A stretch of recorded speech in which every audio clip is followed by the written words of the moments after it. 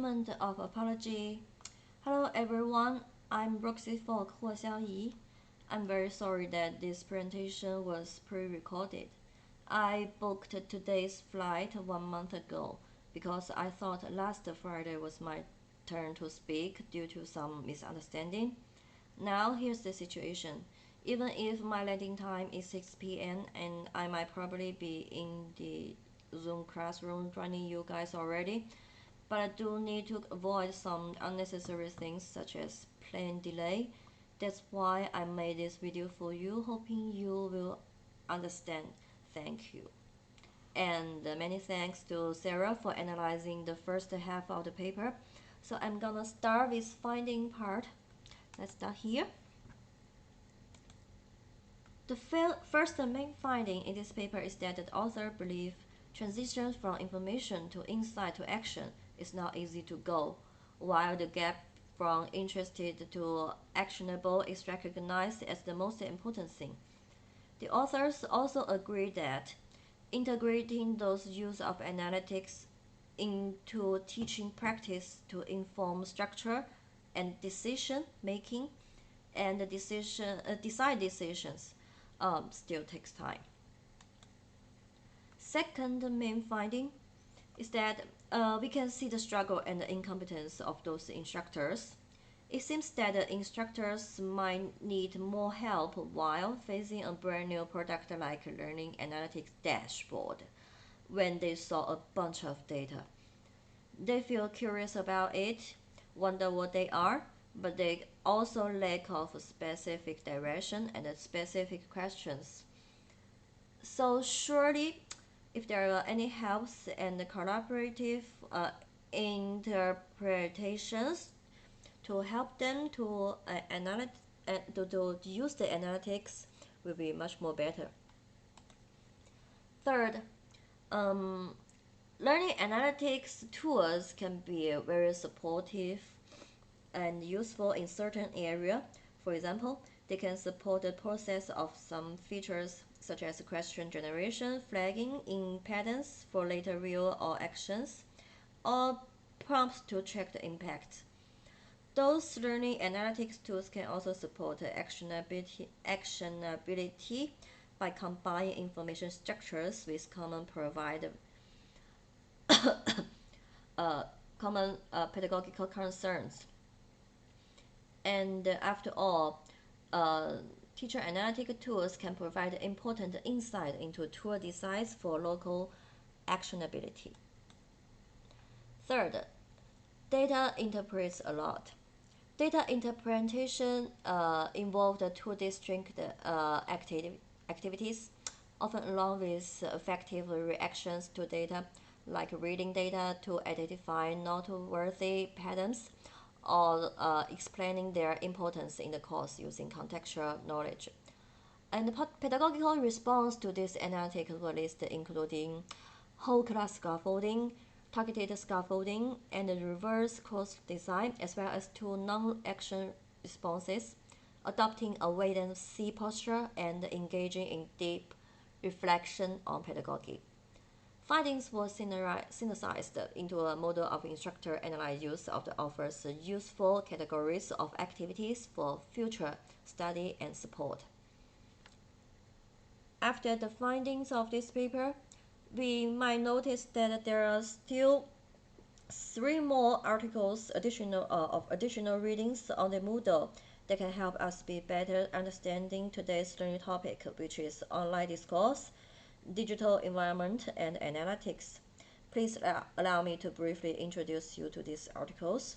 The first article was written by our teacher, and it's about discourse analysis on online mathematical discourse 10 years ago. The second article is about wearable sensors and data analytics. From these wearable sensors were used to help multimodal teaching analytics. The third article is a systematic literature review about the teaching and learning analytics to support teaching inquiry. In the first article about online discourse analysis, one interesting concept was listed that is called the correct new idea, CNIS. The authors use a computer random number generator to analyze those contents on the website where students post their thoughts about the mathematical problems on it for about 9 months. CNIS was regarded as central to success group problem solving, understanding how online group processes affect CNS can help educators improve students' online mathematical discussions. And the authors also find out that recent message knowledge content and the social metacognition increased the likelihood of CNIS. The second paper explores the usage of wearable sensors and machine learning techniques to automatically extract orchestration graphics. That means teaching activities and their social plan over time on a data set of 12 classroom sections enacted by 2 different teachers in different classroom settings. The data set including mobile eye tracking as well as audiovisual and accelerometry data from sensors worn by the teacher. You can see the pictures from the right side. The teachers are fully geared. The authors admit that the inquiry into classroom practice and classroom management is known to be very difficult due to classrooms' immediacy and unpredictability. So the investigation requires either observation or record or real-time situations. In that case, thousands of data from these new techniques of teachers were collected, and the real-time connection and cooperation from their course progress was made. The result shows that the data represents considerable progress. In the later years, has been much more accurate, but it's still far from the performance that end users will expect from commercially deployable solutions. And the third paper. This paper claims that it's the first systematic literature review in the emerging research field of teaching and learning analytics. The article claims that after analyzing of thousands of related papers, the article claims that the field of TLA is still in its infancy, with a heavy reliance on exploiting the existing teaching analogy and the learning analytic methods and tools here. And then here are some barriers that we have summed up after we learned from these 4 articles. First, teachers' low data literacy, competence of collecting, analyzing, and interpreting educational data. From my point of view, as I am currently a college teacher, I think all these collecting, analyzing, and interpreting data jobs are such a huge burden for all the teachers. There's no doubt about it. They should not be the teachers or instructors' obligation. Technology is supposed to make life easier, not to put enormous pressure on people. Point 2. The need for timely data collection and analysis. And point 3. The quality and the quantity of educational data define the accuracy of TLA. Here are some barriers after we analyze those 4 articles. And here comes the part 6. Besides the 4 articles, we also find some other resources about the TLA, and you might want to learn them and to get a much more information about the TLA. The first one is the graphic that is from the Educational Data Mining and Learning Analytics, this article written in 2014. It's about the main areas related to educational data mining and learning analytics. From this picture,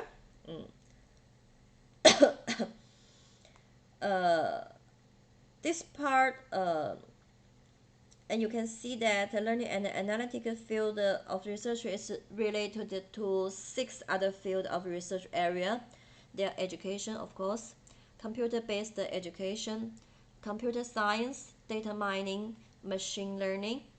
And from my point of view, this part of research area should not be just a statistic.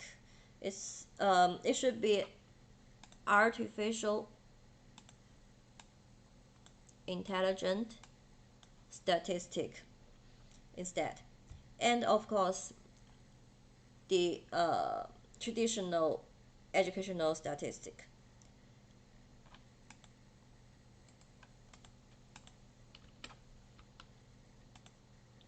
The second graphic is also from this article, and I want to share with you that some current applications or topics of interest of educational data mining and learning analytics topics of interest. If you are interested in TLA, you might want to go to one direction from this graphics.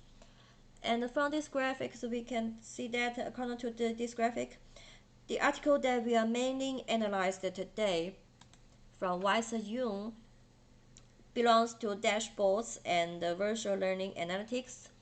And I think the article from our Professor Chen belongs to evaluating the efficiency of interventions or interpretable and experiential learning models. Both of them are likely belongs to our the interest from our teacher. The article that require teachers to put on variable accessories belongs to sentiment discovery, I think. Anyway, this graphic is very interesting and it covers almost all directions of TLA. And the third graphic from the report released last year by OECD is called Back to the Future of Education for OECD scenario of schooling. In this picture, in this graphic, OECD has recommended one interesting education scenario that's called education outsourced, based on the first scenario that OECD recommended. It's called schooling extended. What is education outsourced is that traditional schooling system break down as society becomes more directly involved in educating its citizens. Learning takes place through more diverse, privatized, and flexible arrangements, with digital technology a key driver. That is sure an ongoing trend. And from all these resources, there comes to the seventh part. I might want to explain a little more about the reason I want to choose this topic, learning analytics, for my presentation.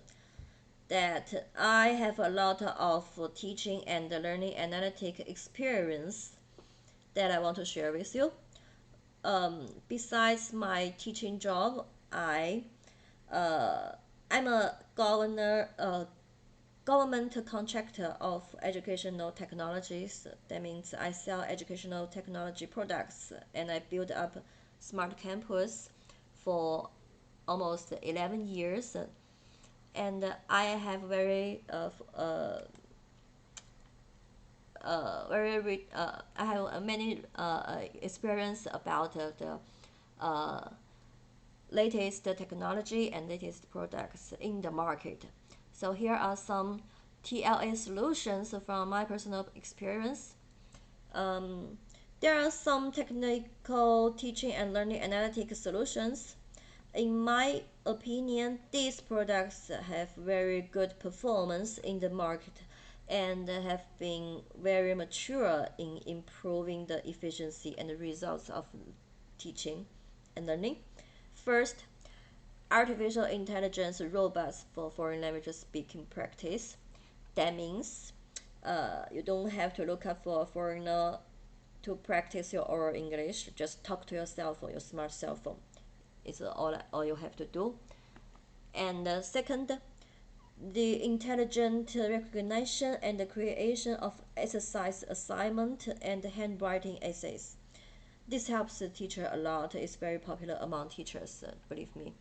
And third, intelligent playground and the athletic analysis system.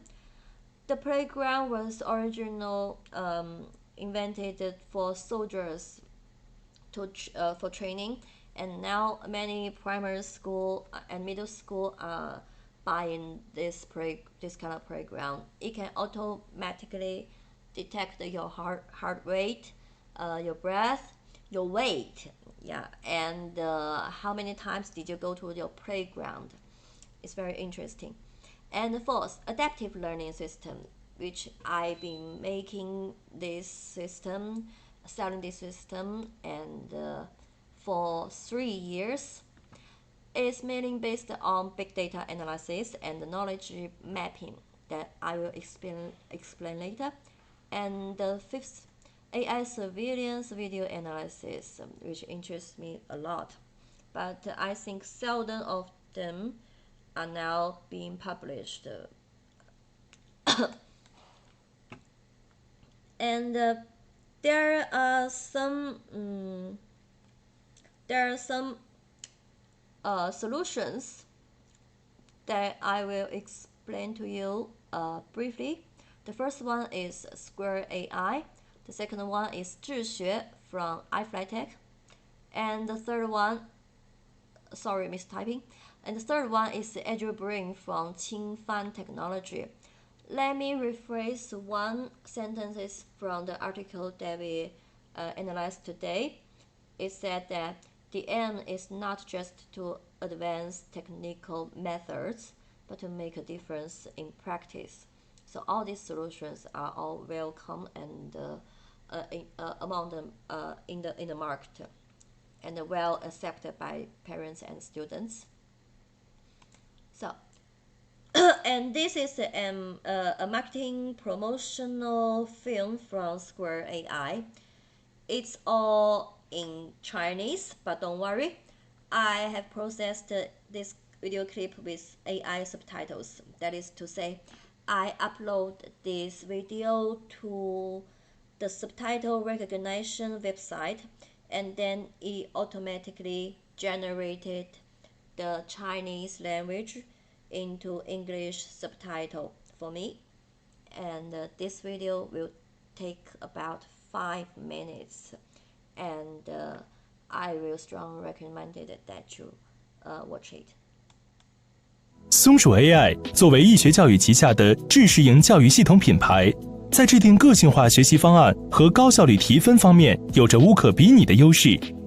松鼠 AI 线上系统覆盖全球，线下拥有共计700余家门店，遍布全国200余个城市和地区，正为您的孩子提供最科学、最有效率的学习方案。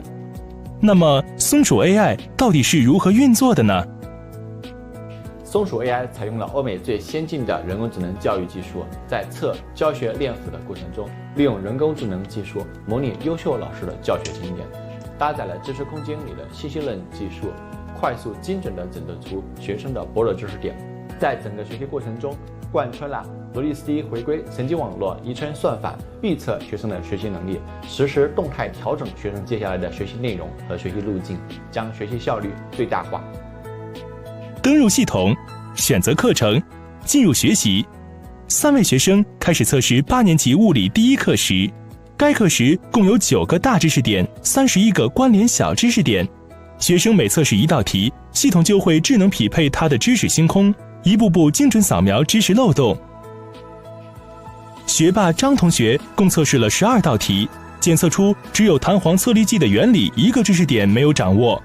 那么其他11个习题包含的知识点就不用学习，节省了95%在其他传统教育模式下浪费的时间。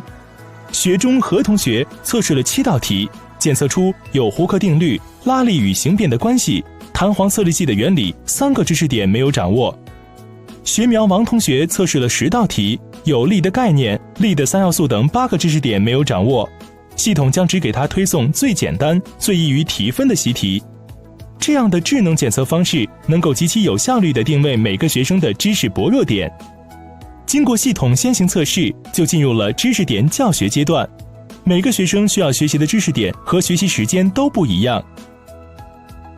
学霸张同学完成了弹簧测力计知识点相关的共计5道题，用时3分55秒，打败了全国93%的学生。学中何同学完成胡克定律、拉力与形变的关系等3个知识点相关的共计20道题，用时38分54秒，打败了全国67%的学生。而学苗王同学完成的是力的概念、力的3要素等8个知识点相关的共计40道题，用时2小时10分钟，打败了全国21%的学生。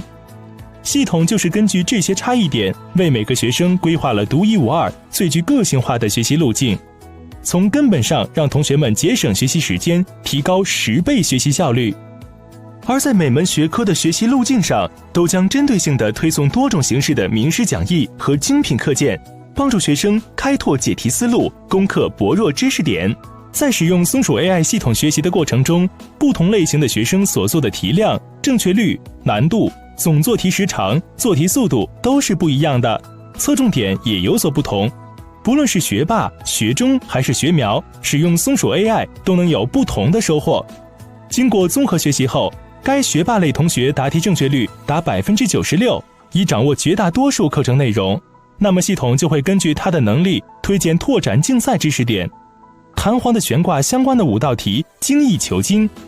学中类同学答题正确率达到67%，课堂知识还有所欠缺，系统就会推荐更全面的知识点，完善他的知识图谱，力争上游。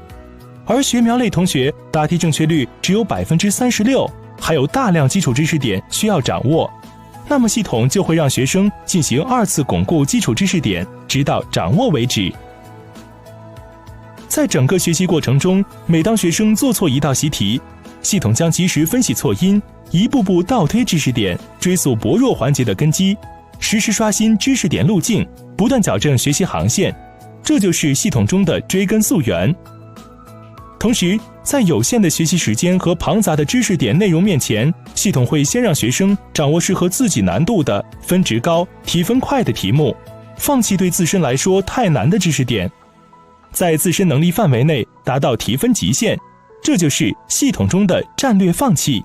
每个课程学习完，系统会给孩子一份很详细的学习报告，告诉孩子今天的学习情况，包括哪些知识点还没有掌握，以及知识点掌握的程度，就像划重点一样，非常的直观明确，学习成果一目了然。在考试前，如果学生有一些必考的知识点掌握的不够充分，那么我们系统还能够给学生进行智能的查缺补漏，通过考前智能冲刺环节，把学生考试概率最高、分值占比最大、学习起来相对容易的知识点优先学习，让学生的成绩在短期之内有一个质的飞跃。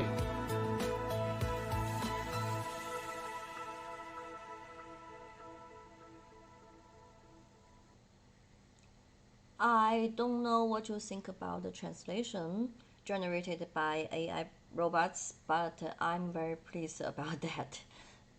It took me about 10 minutes to finish the subtitles and cost me a price of a cup of bubble milk tea, 6 yuan.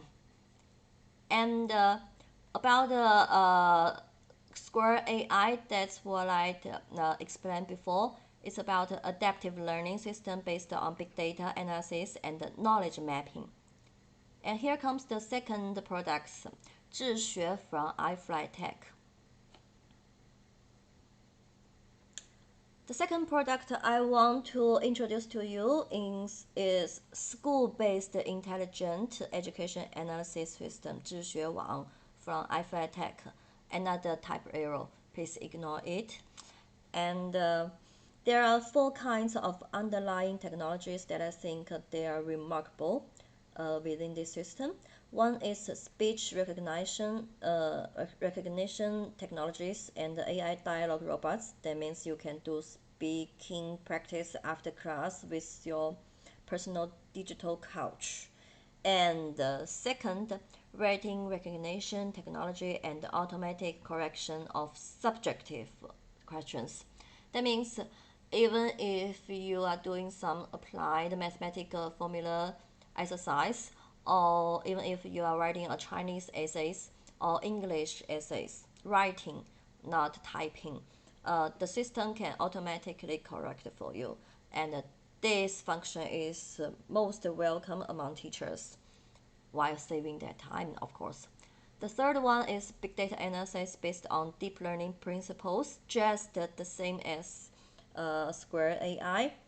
And AI analysis based on surveillance camera video footage was also included in this iFlyTech system, which I will explain more in the third solution after. And you might find the underlying framework just the same as Square AI. It's a knowledge mapping covering all knowledge points in whole K-12 education, and a question bank which has 20 million questions. What's most important is that I found why 自学 is so successful in China is that it has a school-based service system, operation and maintenance. That means the company sent 1 or 2 experts or workers to the school, and the workers will help teachers assistant for their exam production, and they will help the teachers to scan exam papers after the school students finish the exam papers, and they distribute error books. The error books full name will be translated as a weakness exercise book, just like the Square AI just explained before. The exercise books will be printed out every day after the students finish their exam. As we all know, the weakness exercise book is very different for each student. So every day the book will be printed out and hand out to each student. The third product, the third solution, based on surveillance camera footage analysis, which I will talk about it later.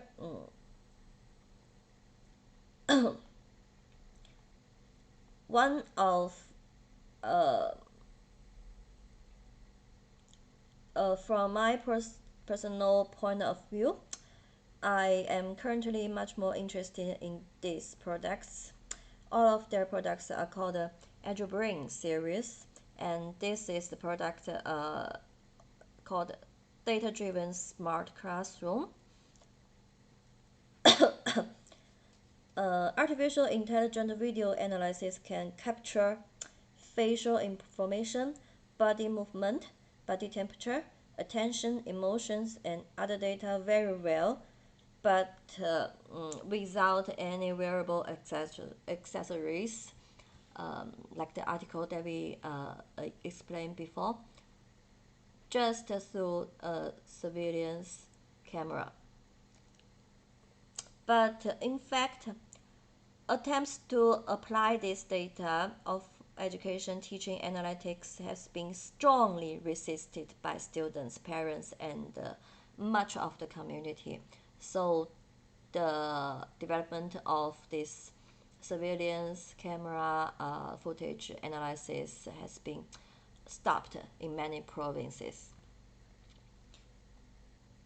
The video above, you can see it later, shows the detection and the data acquisition of students' concentration.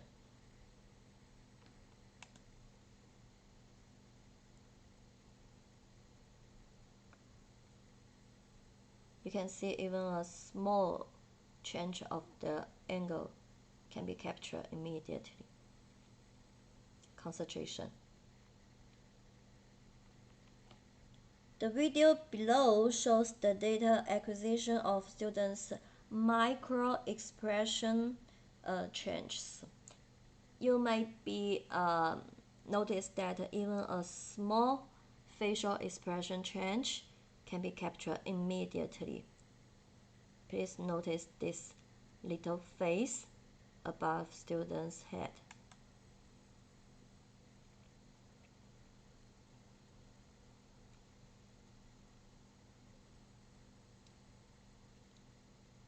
This is a big smile. Even if a small smile, very quick smile, a small smile can be captured immediately. And here is another product created by EDUR. It's called NLU and Teaching Analytics. And NLU is called Natural Language Understand Technologies. This technology covers such as speech recognition, keyword extraction, and knowledge linking to extract keywords for classroom teaching, and correlate the extracted keywords with entitles in the knowledge map of basic education to do correlation analysis. By this technology, we can effectively count the distribution of the teacher's teaching knowledge points, like this one. The bigger the character is, it means the teacher, the more times that the teacher said during the class, and the related connections between knowledge points. That is the basic principle of knowledge mapping here. But I'm very sorry that I don't have time to translate this video.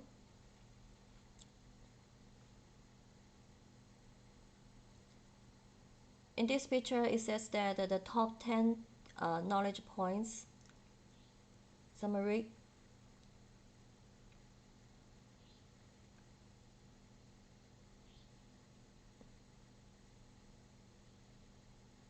And this is the relationship chart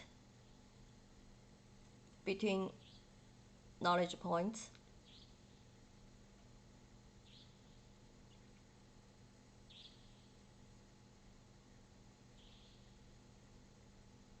And this is the distribution of time of each knowledge.